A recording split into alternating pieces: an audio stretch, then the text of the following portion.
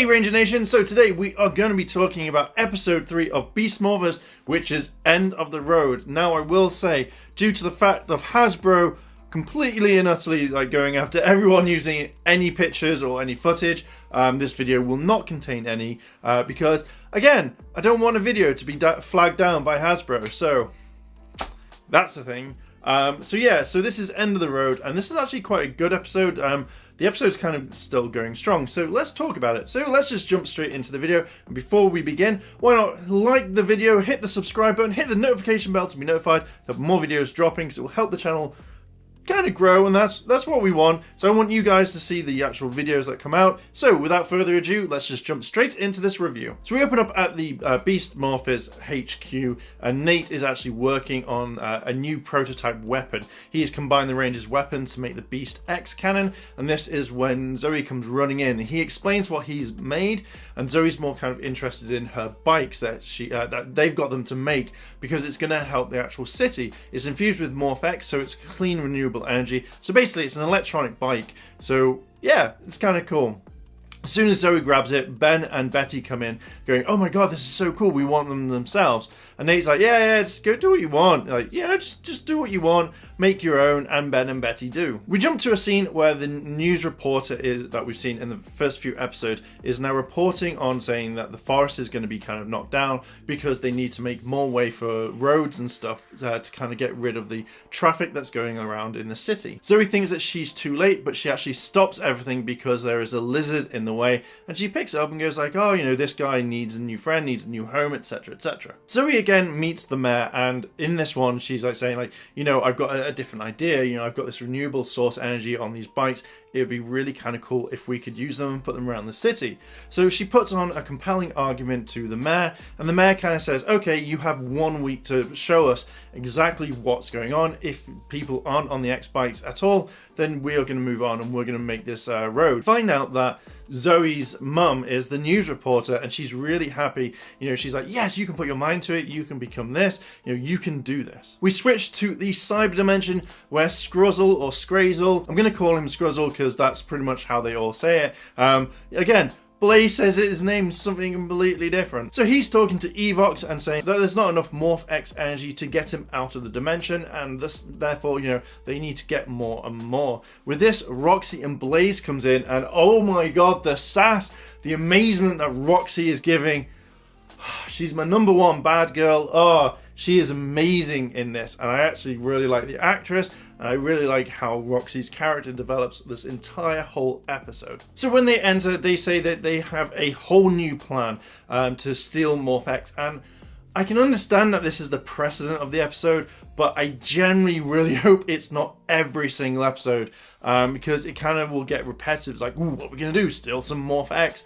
That's the whole theme of the series. Just why not hit it hard, just literally go for the biggest supply and kind of like plan it around and drain it all you can. Roxy kind of reminds me of the way that she interacts with Blaze and Scruzzle. One thing that Roxy reminds me of in this entire whole episode is Shigo from Kim Possible.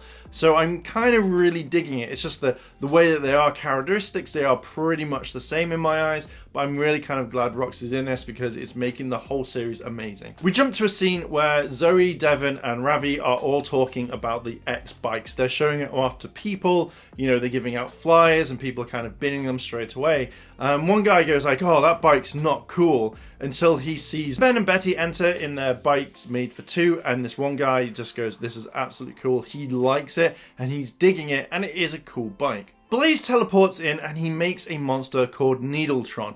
This monster is able to drain the Morph X from all the bikes that are around, which is a thing that comes up much later on. As Needletron is attacking the Rangers, he fires a blast which then hits Ben and Betty's bike, which then catapults them into the kind of the dock, the bay, the harbour, whatever it is. And it's kind of like a, "Oh, Ben and Betty, you're gonna get trashed in most episodes. I'm so sorry." The Rangers morph into their Ranger suits, and we get a new morph sequence which actually looks kind of really cool. Blaze morphs, and then they all go at it and they all start fighting. We see that Needletron goes against Ravi and Devon, where Zoe goes against Blaze and holds her own really well against him. As Blaze and Needletron are also now going for Zoe, she uses her power to kind of dodge. She then calls on the Beast X cannon, and everyone is wondering what it is. She fires it at Needletron, which then destroys him, and his needle arm just goes flying off, which again looks really weird and out of place. Blaze grabs it and teleports out, and the Rangers now are kind of disheartened because everyone is not using their bikes. We now enter the cyber dimension where Scruzzle is actually now kind of like digging into Blaze because he wasn't able to get all the Morph X energy, and thus therefore is kind of mocking him. Roxy kind of comes in and gives a lot more sass and kind of like gives more. Like, I think out of all of them, she is possibly one of the best characters. When Blaze is about to go and attack Scruzzle, Roxy steps in and goes, no, leave him, he's not worth it. Meanwhile, back in the city, Zoe is talking to the mayor. She's saying like, can I have a bit more time? And the mayor's like, no, we made a deal. The week is coming, no one is using the bikes are everywhere, and if things don't go on, then yes, they are going to have to make the road through the entire forest. The mayor is sorry, but if he doesn't see any change, then he's going to have to make sure that the city is perfect, otherwise the traffic is just going to keep building up, and more pollution will happen. The other rangers now are at the forest. They're getting all the animals around, putting them into kind of like cages and boxes and tubs to save them, to move them to a new place. And you kind of think that if you're going to go through the entire forest, damn, that's going to take a long time. Nate comes up and comforts Zoe. They start opening up where Zoe is giving out her heart, and then this is when Nate kind of drops some information about his past. His parents are overseas, he has no other brothers or sisters, and he doesn't see his family a lot because they are always working. This gives Zoe ideas that she can make the bikes cooler, she can add stuff to it. But just all of a sudden, before all these ideas can start flowing, their communicators or their morphers go off, and the commander says that Blaze is now back in the city, stealing more Morph X from the bikes, and thus the Rangers run off straight to kind of defeat Blaze. As Blaze is now draining the Morph X with Needle Arm's arm, that's really weird saying, or Needletron's arm, the Rangers actually blow it up. He is unable to morph because he is out of Morph X energy, so he grabs a bike and just cheeses it off. The Rangers then also follow, and then we get this kind of like really cool sequence of the Rangers doing tricks and stuff on the bike. This also leads to Zoe's mum actually recording the traffic and stuff, and actually kind of focuses on the Rangers. So we see more montage, and also we see some help from Zoe's mum. Blaze leads the Rangers to an abandoned warehouse where Roxy and the Tronics are all gathering Morph X. When the Rangers actually see Roxy, I love her interaction with Ravi, where she's just like, hey Ravi. It feels like it's sassy, it's cheeky, it's naughty, and I generally hope that this is going to be a thing where they are going to be talking to each other much later on. As the Rangers are about to fight, Roxy turns around and says, if you do that, I will blow up this entire district, because there is a ton of Morph X energy everywhere in chemical form. Devon has had enough, so he uses his cheetah speed to knock Roxy away, and the other Rangers use their powers as well. Now this is what I kind of didn't understand, is when Roxy says, Blaze, get out of here, you go. Why didn't he take all that Morph X energy with him rather than leaving it in the warehouse? You'd have had a lot more Morph X to give to Scruzzle to power Gigatrons and all that, but you just decide to take a small amount away with you. We now have the scene back in the cyber dimension where Scruzzle has enough energy to send out a beta version of a Gigadrone. He sends the Gigadrone to Earth, which then takes the form of Needletron. And as the Rangers are still fighting Roxy one-on-one, the commander says that the Gigadrone has kind of come down, so then they send Ravi in his own.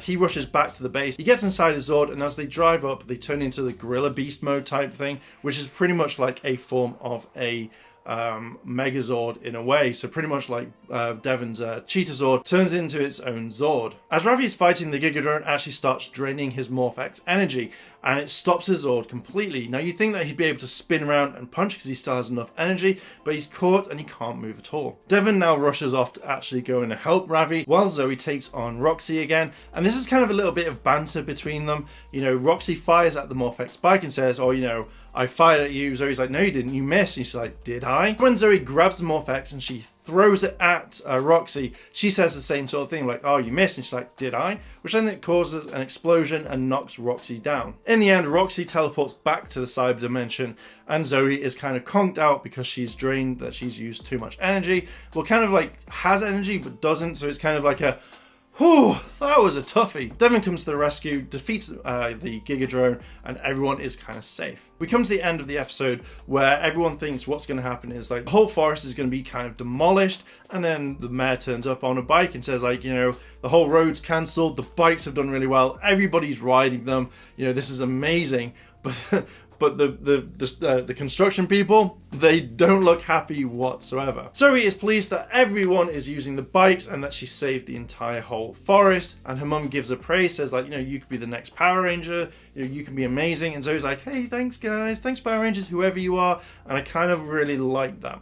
So that is pretty much the entire episode broken down, and I have to admit this episode was really, really good. So what are my thoughts on the episode? I really liked this episode. It felt like it was one of those things of, hey kids, go out and play on your bikes, you know, ride to it, but then it appealed to kind of more adults at the same time. Any scene with Roxy was amazing. I love the sass, I love the cheekiness, I love the naughtiness that she's got, as well as the mysteriousness that she has. This kind of brings an element to Power Rangers that we've not seen for a very long time, and I don't think it's actually ever been touched on. I like little things like when the communicator goes off, it's playing the main theme, like do do do do do do. And I also like the whole fact is that there was very little Super Sentai footage in this episode. The only parts that I'm guessing were the Megazord scenes or the Zord scenes, and that was it. So I'm loving the fact that Hasbro are just completely, they're just redoing it. I know we're going to see some more Sentai footage later on, but I generally really like that we're not having any, because it feels like it's its own show. It's you know, we can have Power Rangers without Super Sentai. So yes, I am very happy with this episode. I can't wait for more episodes dropping, and it's going to be absolutely 100% amazing. So Ranger Nation, I am going to leave it there. What are your thoughts on this? Are you happy with the episode? What do you think of the characters? Is there anything that you would change? Let me know down below in the comments. And if you've liked this video, like, favorite, comment, and consider subscribing. Check out all the other videos on the channel. And while you're there subscribing, why not hit the notification bell to be notified there'll be more videos when they drop. And as always, Rangers, thanks for watching, and I'll see you in a bit.